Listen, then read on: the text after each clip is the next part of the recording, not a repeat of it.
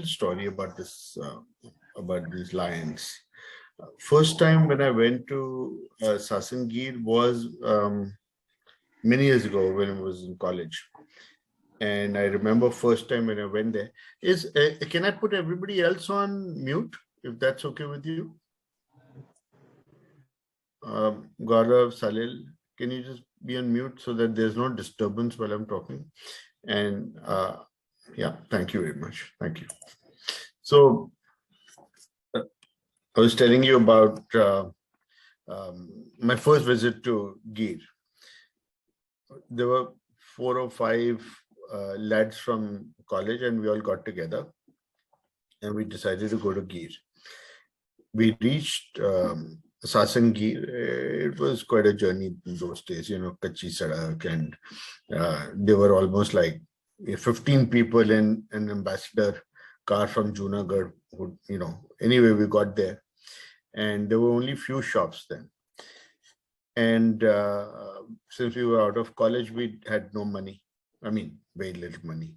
So the DFO, Mr. Tikedar, he was a very generous guy. So he says, "Oh, students, and I want to help people, and promote the cause of conservation and all of that."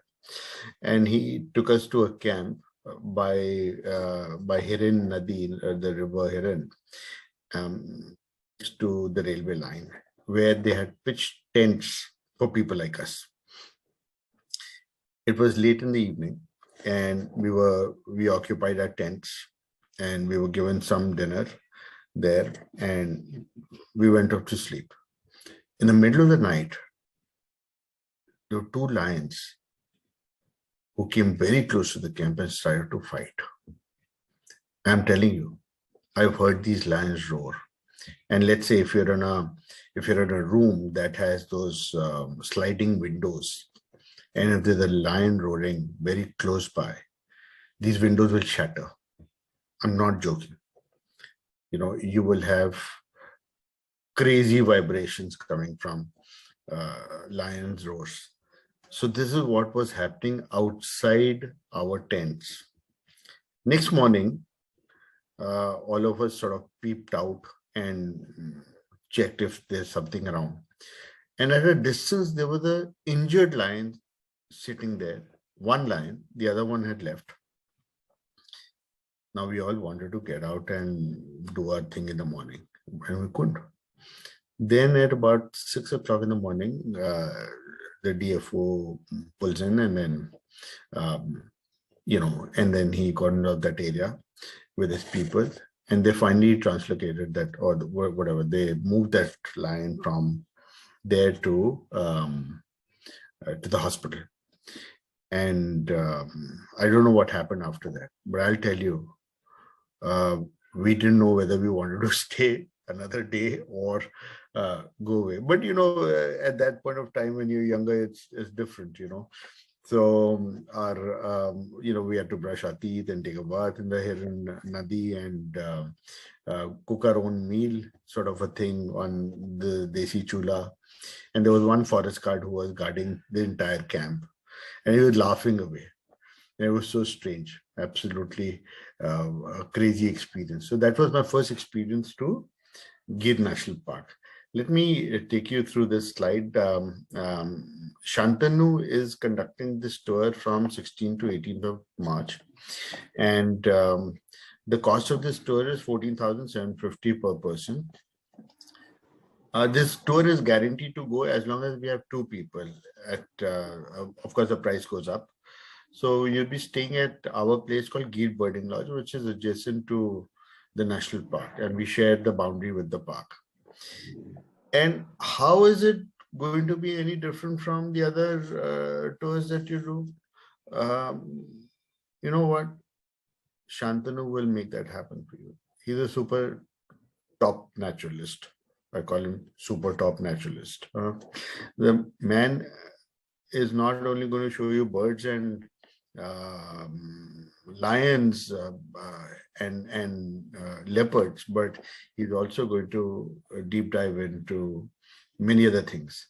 So tell me, Shantanu is right here. Let him talk about what he wants to show you in Gir. Shantanu, you have 1 minute. Yeah. Thank you, Mohit, for all the adulations.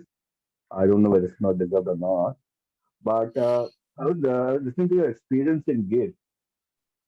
Somewhat similar thing happened to me because when I went to Gate for the first time, Sasan, I went in a truck, from a place called Kodina. I took a truck to Sasan. So the truck dropped me in the Sasan Mode, that's one place, and from there we had to take a milk cart to the Gir Forest area. It was like middle of the 4 o'clock in the morning, totally black, and we were aware that there were lions around, and we were standing at the back of a milk cart. Anyways, we reached there. So these guys say that the safari will start in the day, so we can sleep a little. So we went to the dormitory to sleep.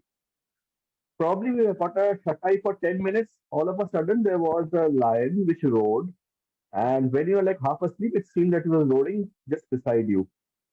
So in 2 seconds, I was awake, sitting on my bed and sweating. That lion kept on roaring for next half an hour. Huh. And after that half an hour, there was no iota of sleep in my eyes. I did not know what sleep was all about. All I could remember was the lion roaring. Hmm. And believe Hmm. me, guys, when you hear a lion roar for the first time, you would Hmm. know what God looks like.